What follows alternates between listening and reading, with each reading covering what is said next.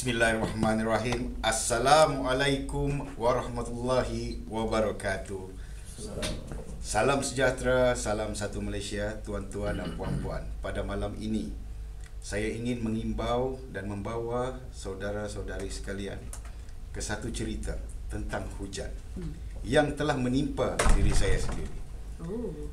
35 tahun yang lepas, 35 tahun yang lalu, saya adalah seorang budak kecil yang berumur 7 tahun yang bersekolah di kampung. Apabila bersekolah di kampung Al-Baklum, kampung jarak dari rumah ke sekolah jaraknya ialah 5 batu atau sekarang ni lebih daripada 5 kilometer. Dan saya terpaksa berjalan kaki merentas jalan bertanah merah. Dan pada setiap kali hujan turun, saya tidak dapat mengelak untuk tidak pergi ke sekolah kerana arwah ayah saya sangat menitik beratkan pergi ke sekolah. Tuan-tuan dan puan-puan, diceritakan untuk mengelakkan saya pergi ke sekolah dengan lebih selesa, saya meminta kepada ibu saya untuk membelikan saya kasut yang diperbuat daripada getah. Tuan-tuan pernah, mungkin ada yang pernah memakai satu ketika dahulu bila kasut diperbuat daripada getah. Keburukan kasut getah ni apabila pada waktu hujan digunakan, apabila kita berlari di tengah hujan, bunyinya air akan bertakung di dalam kasut dan dia akan berbunyi. Dan kalau tidak, nasib tidak baik, kasut tersebut boleh terlepas.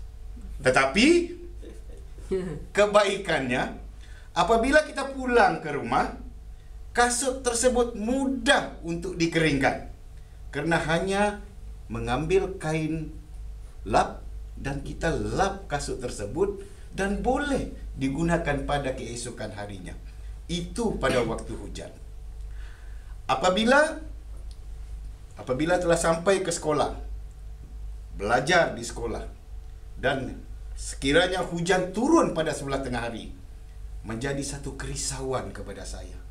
Mungkin tuan-tuan kalau ada yang pernah bersekolah di kampung, apa yang tuan-tuan buat apabila hendak pulang ke rumah berjalan kaki, hujan turun, kita tidak ada membawa payung.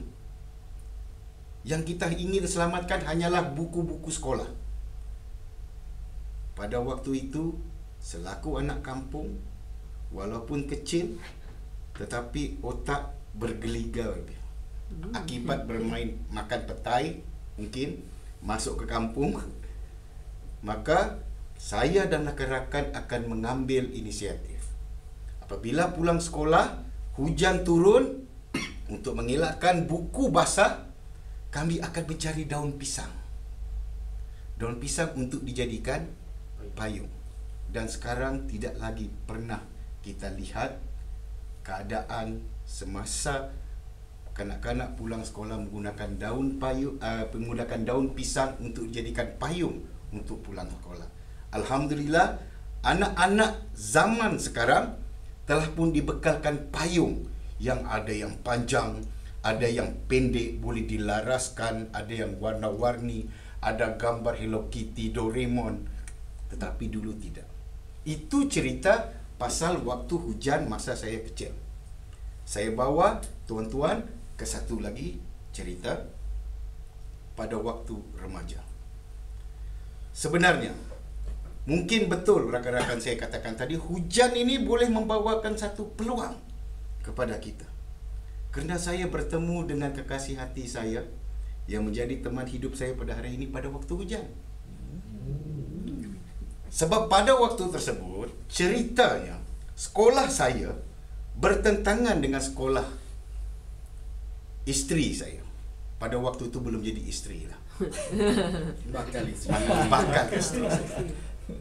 Pada waktu itu saya dalam tingkatan 6 dan dia dalam tingkatan 3. Jadi saya sebenarnya memang tak heran sangat dengan beliau, sebab dengan gaya beliau yang kasar, walaupun muka cute, muka cantik, nampak cantik. Tetapi saya tak ada pun rasa, kata orang, nak memikat.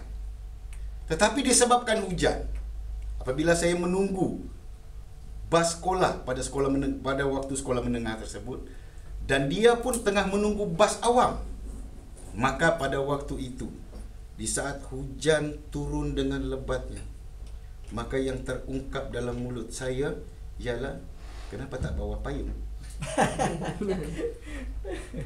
Dan dia pun, awak tanya saya, yang awak tak bawa payung? Jadi dari situlah mulalah cinta berputih, mata bertentang mata, lidah kelu mengukir kata. Maka dari situlah hujan membawa rahmat percintaan kami. Dan apabila hubungan terjalin mesra, maka mengikat tali pertunangan dan juga berkahwin, hujan juga mendatangkan satu rahmat kepada kami. Kerana pada waktu itu saya pun merasa heran. Adat di kampung, apabila musim perkahwinan, pelbagai bomoh dipanggil, pelbagai, contohnya mak bidan pun dipanggil untuk berusaha untuk menahan hujan. Kalau di tempat saya, adalah cara-cara untuk menahan hujan. Ada yang kata orang membaling pakaian dalam pasangan, kedua-dua pasangan di atap. Saya risau apabila pakaian dalam saya dibalik di atap. Saya takut tikus membawa lari. Saya kata, kalau hujan, hujanlah. Saya lagi suka. Kalau hujan turun, berarti orang ramai awal pulang. Betul kan? Jadi rupa-rupanya mungkin mujarab bomoh tersebut, maka hujan tak turun malam, mengakibatkan malam pertama berlalu begitu saja, kerana orang masih ramai sehingga ke subuh. Sebab subuh tu memang pengantin lelaki akan diajak solat subuh di masjid berdekatan. Jadi memang terlepas malam pertama. Malam kedua begitu juga. Malam ketiga, hujan turun dengan lebatnya. Orang ramai semua awal tidur. Maka bermula seperti yang diceritakan oleh saudara Rohijaz, bahawa hujan mendatangkan rahmat. Alhamdulillah, kerana gara-gara hujan 5 orang hasilnya yang ada pada hari. Dan itu cerita masa remaja dan awal perkenalan dengan isteri. Dan sekarang ini saya bertugas menjalankan aktiviti menganjur majlis, dan baru-baru ini saya sungguh gelak dan merasa geli hati apabila kami menganjur majlis di IPD Ampang dan pihak polis Ampang merasa risau sekiranya hujan turun pada majlis tersebut, kerana menteri mungkin akan merasa tidak selesa jika hujan turun. Maka dipanggillah bomoh hujan. Dan bomoh hujannya datanglah dengan gayanya berkelubung, berdiri di hadapan pagar dan menabur garam pada sebelah petang. Ditakdirkan malam hujan lebat. Pada esok paginya saya datang lagi. Dia datang juga. Dan lalu di depan saya menabur gula batu. Saya pun hairan lalu bertanya, apa sebab menabur gula batu? Dia kata, untuk menyerikan majlis.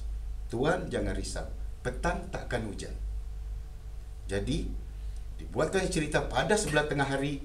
Memang betul, di sekeliling tempat kami memang gelap dan hujan tak turun, tidak turun di IPD Ampang. Tetapi kawan yang bersebelahan ni ingin mencuba ilmu bomoh hujan. Beliau tidak ada ilmu. Bila bomoh hujan berdiri di depan pagar dengan mulut berkumat kamit menahan hujan, belakang saya di bawah pokok lalu berdoa, ya Allah, ya Tuhanku, janganlah kau turunkan hujan, tetapi Engkau suburkanlah bumi kami dan kau basahkanlah bumi kami yang panas. Tidak semena-mena dalam masa 1 minit hujan turun dengan lebatnya. Dan bomoh tersebut tersipu-sipu malu, lalu masuk ke dalam dewan, dan di keliling dewan air naik sehingga kan pameran, gara-gara pameran terpaksa ditutup. Pengajaran yang kita dapat bahawa hujan adalah merupakan rahmat Allah. Kehendaknya dia hendak turun ke atau tidak turun adalah kehendak Allah Subhanahu Wa Taala. Bahawa sama ada hujan atau tidak, itu adalah rahmat yang diberikan kepada kita semua. Jadi jika hujan nak turun, janganlah ditahan-tahan, biarlah turun. Diharap ada untungnya kepada kita di lain masa. Semoga kita berjumpa lagi di lain masa. Wabillahi taufik wal hidayah. Assalamualaikum warahmatullahi wabarakatuh.